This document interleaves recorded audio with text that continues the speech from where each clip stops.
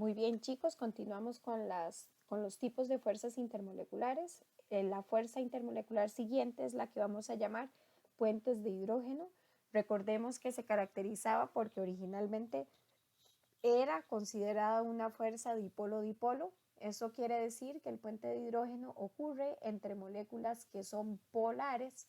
Sin embargo, su característica diferencial respecto a una molécula polar es que va a tener un átomo de hidrógeno enlazado a un átomo electronegativo. ¿Pero a cuál átomo electronegativo? Puede estar enlazado directamente al nitrógeno, al oxígeno y al flúor. ¿De acuerdo? Y aparte, pues tanto el nitrógeno, oxígeno y flúor deben de contar con electrones no enlazados para que pueda generar esa intensidad de fuerza intermolecular. ¿De acuerdo?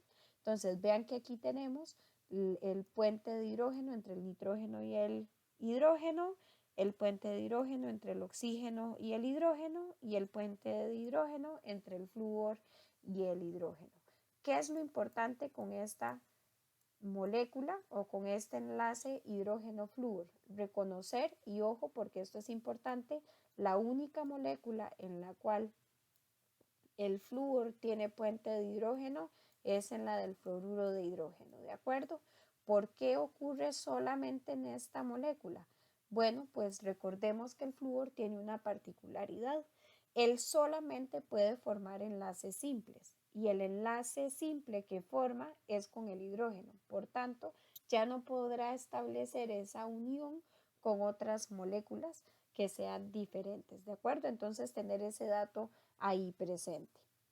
Muy bien, veamos acá. En el caso de estos ejemplos, vean que si tenemos la molécula del agua, recordemos, paso 1, verificar si es polar o no polar. Sabemos que el agua es una molécula polar, por tanto, como es una molécula polar, tiene fuerzas de dispersión de London, porque la tienen todas las moléculas. Como es una molécula polar, tiene dipolo-dipolo y aparte tiene un oxígeno enlazado directamente con hidrógeno. Por tanto, el agua tiene la fuerza intermolecular llamada puente de hidrógeno. ¿Qué va a ocurrir? Entre estas tres fuerzas intermoleculares, la de mayor intensidad es la de puente de hidrógeno. Por tanto, esta fuerza intermolecular es la que va a definir sus propiedades físicas en términos de puntos de fusión, de ebullición, viscosidad, ¿de acuerdo? Y de presión de vapor.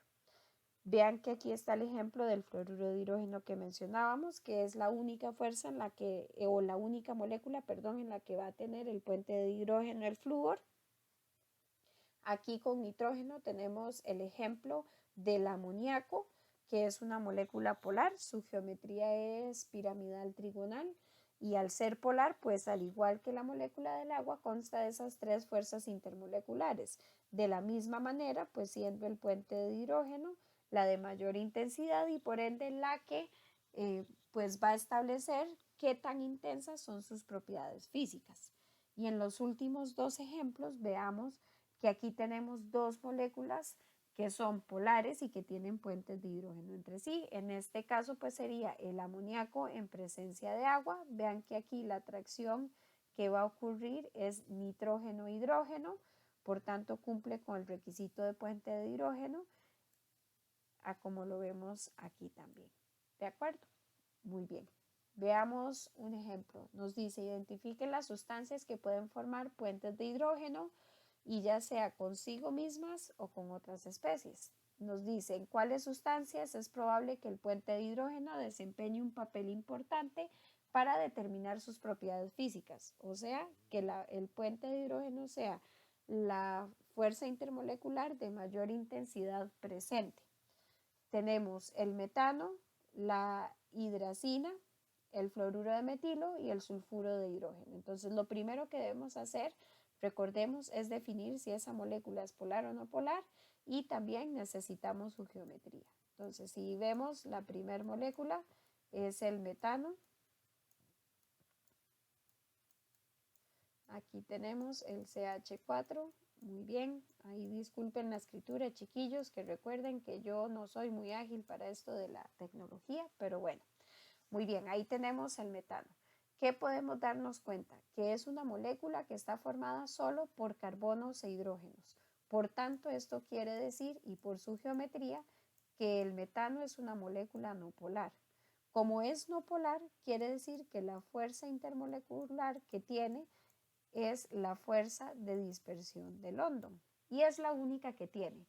Y por tanto, esta fuerza es la que va a definir sus propiedades físicas.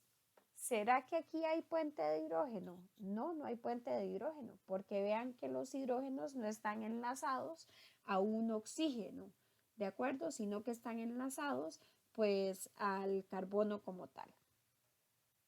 Muy bien, analicemos la hidracina. Dibujamos la hidracina. Aquí tenemos la hidracina. Vamos a ver.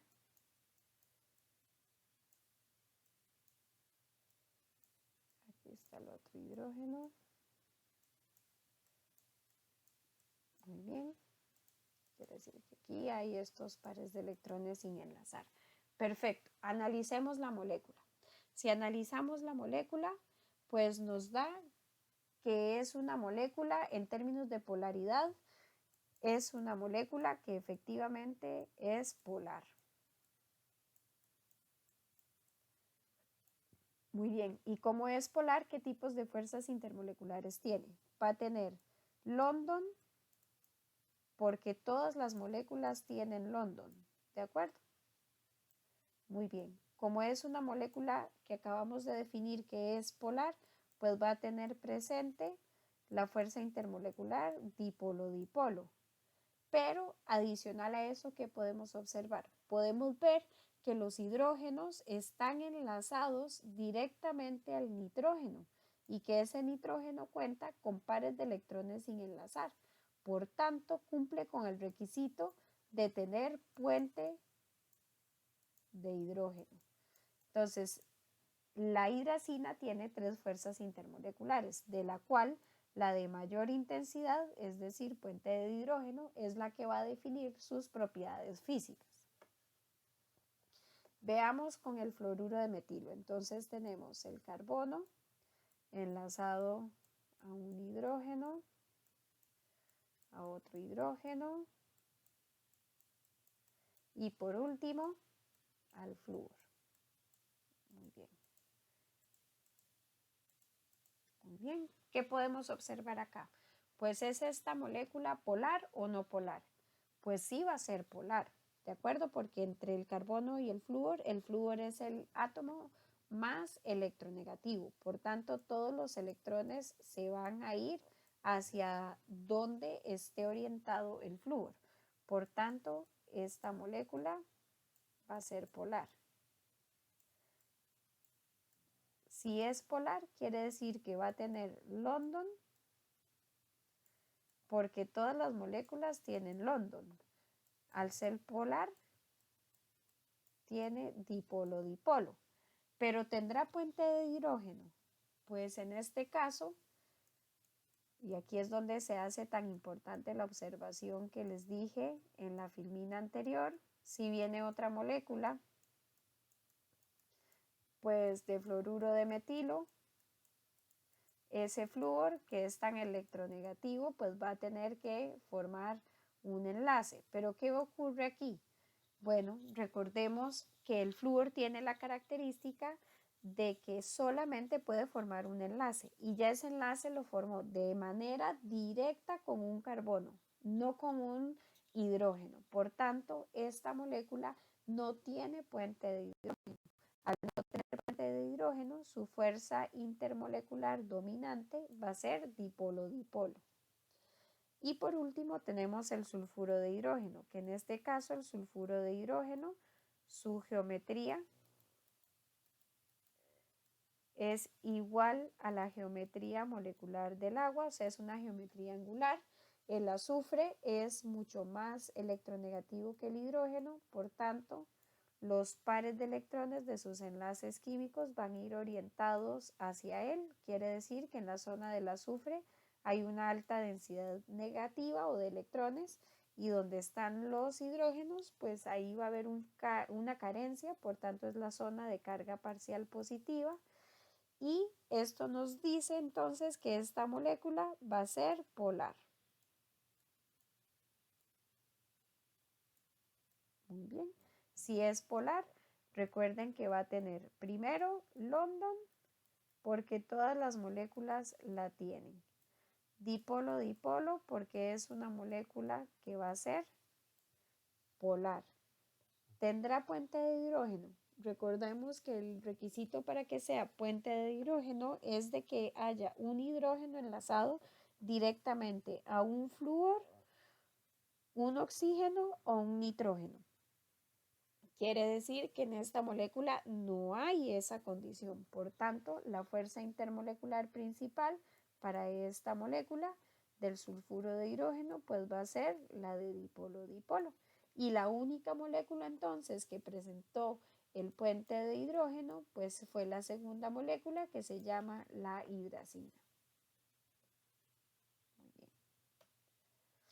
Veamos el último tipo de fuerzas intermoleculares, las interacciones ion-dipolo.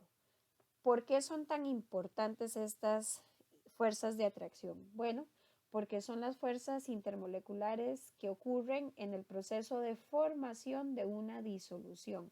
¿Por qué? Porque al hablar de la interacción ion-dipolo, quiere decir que un compuesto iónico entra en contacto con una molécula o con un compuesto que es polar, ¿de acuerdo?